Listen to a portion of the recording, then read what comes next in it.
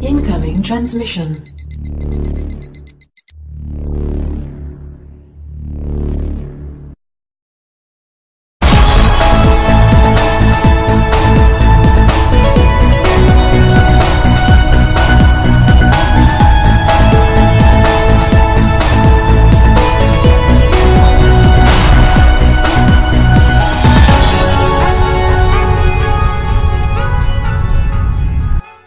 Welcome, Watchers of Illusion, to my Castle of Confusion. It's the 21st of September, and I've got an Amstrad classic for you. Check this out.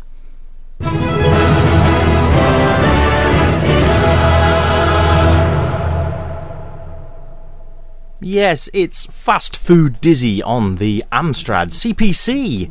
Yes, indeed, Amstrad.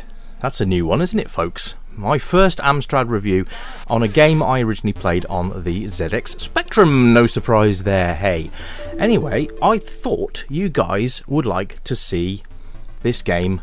Sorry, if you just heard that, that was my other PC just notifying me of something.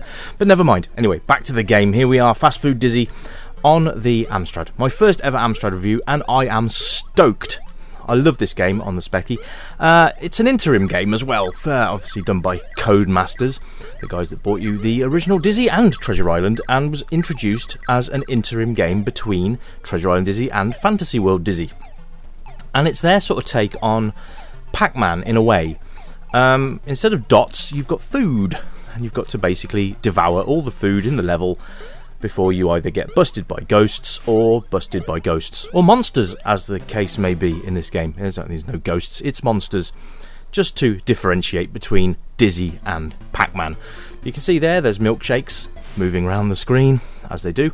There's stationary chickens, hamburgers and pizzas. Now you'll notice that there's no enemies on the screen at the moment because this is a introductory level. So basically it's making it easy, it's giving you the basics of the game. So there we go, just go and grab the food and the level will complete. As the levels progress, the enemies on screen will start to appear and they get harder, more intelligent, and they will box you into a corner given the most opportunity. It's great, very good, and the learning curve is fantastic, I have to say.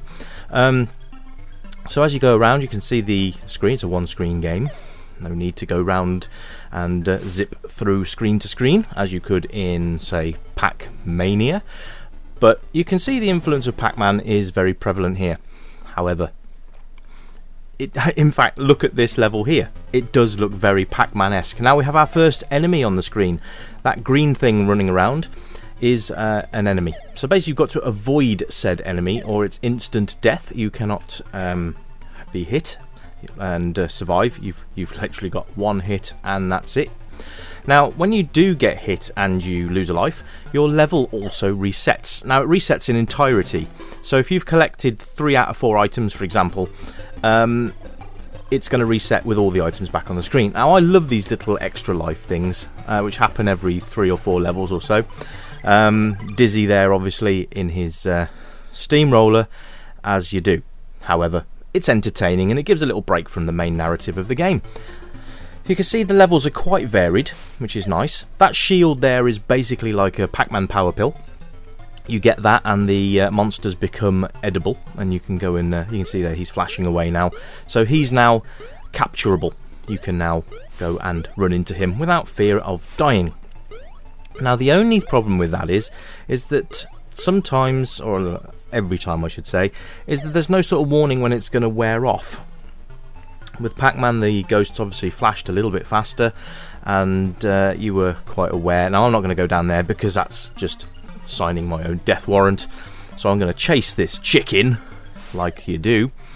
And you can see the monster's quite intelligent. He's actually following my path, and then ironically goes the other way, but never mind. So it gives me an opportunity to get the last food on the board.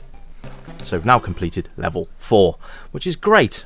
I love the colour scheme is great. Look at the graphics on the side with Dizzy there being followed by what looks suspiciously like Pac-Man ghosts, but we can assume that they're not by the fact they don't look like. They look like more like Space Invader type characters, really. rather than ghosts, but they do sort of resemble ghosts on that left hand panel. The score's very nice and pretty as well, with obviously the fast food logo in the top. Your score, green, nice yellow and orange colouring, and then you've got your dizzies underneath for your lives. Level, blue, and it's just, and the Codemasters logo as well, which is great. Now you can see here that it's fairly simplistic at the moment, but we now have 3 enemies on the board. This makes things a little bit more tricky because they can now corner you, box you in, and make your life a bit more difficult, which kind of you expect really. I mean, if the game was that easy, you wouldn't have much fun playing it, because there'd be no challenge, and we all like a challenge. You can see the chickens are on the move. The food gets more intelligent too, believe it or not. The food will make a conscious effort.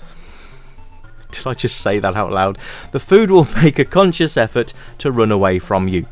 Now, as you can see, cooked chickens have a tendency not to move, but in this case, they tend to move quite well. There you go, level 6 is now complete. You can see, not much of a problem right now, and we get another one of these little cutscenes for an extra life, which is great. I love the way the letters beam in. It's really, really nice. So, Dizzy going into the elevator there, and up he goes, out of reach. Thwarted again, eh?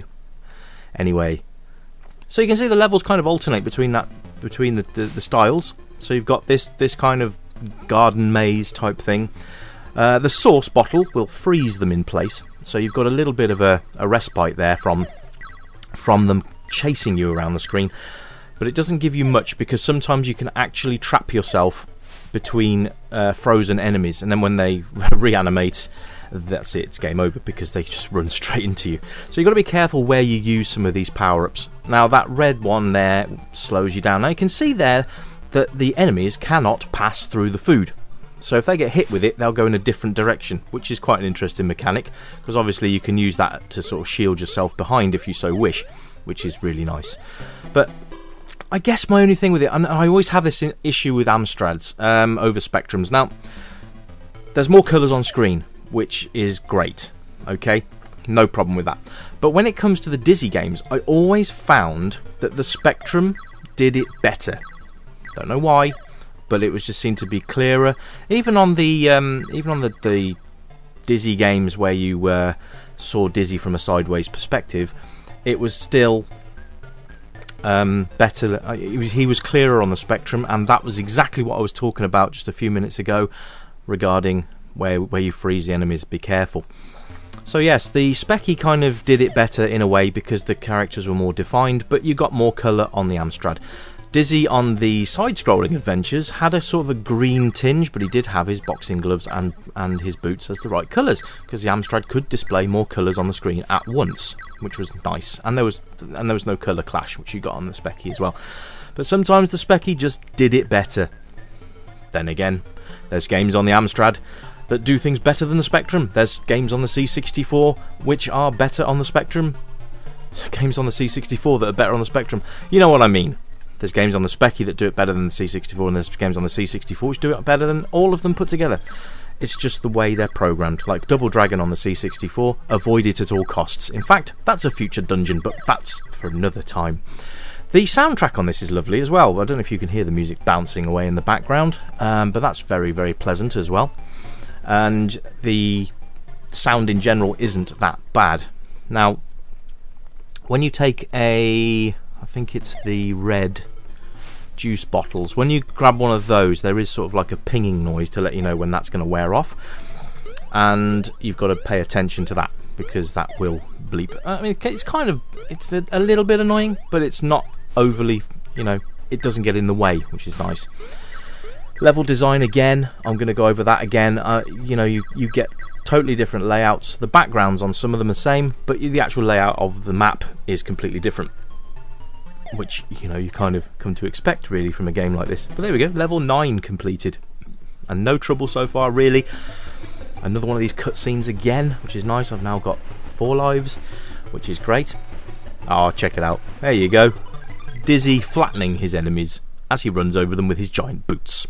Lovely. But I love this game. It's so simplistic in its design, yet it's a challenge at the same time. I mean, now we've got 3 enemies on the screen. I don't think we get more than that, but it does make things a lot more interesting. As you go, the AI tends to beef up a bit, and you are presented with a bit of a task in getting your food, because they will just get in your way. As you can see there, no chance, because if I didn't get hit by the green guy, the yellow guy would have got me instead. So you've got to make sure that you don't trap yourself like that. That was just unfortunate on my part, but there you go. You see a bit of collision detection there. When I went to pick up the food, it didn't go, but if I'd have hit one of those enemies, I would have been splattered instantly. So, you know, sometimes the collision detection is slightly off, but we can forgive that because the game is actually very good fun to play. And I like fun games. I mean, who doesn't? At the end of the day, isn't a game designed to be fun? And Codemasters nailed it with this one. You've got to remember back in the day as well that these games took, you know, it didn't take 30 seconds to load like we're accustomed to today. It took about 5 minutes. So to make that time viable, you needed to have a decent game that was going to load up at the end of it. Now, granted, not all games gave you that satisfaction at the end, but this is one of those games where you could just load it up, and for $1.99, which is how much it was at the time, these budget titles were absolutely fantastic. Super Robin Hood kind of is the exception to the rule, but most of the Codemasters games were fun, playable, and they had the replay factor, as does this game as well. You can play this game for hours, and it's just it's great. And the thing is, you can always test yourself. So my score is 945. Let's say I lost all my lives now. I'd want to go back and try and beat that score. That's the replay factor for me, is trying to progress further and further and further. Level 11, I might want to try to get level 15, you know.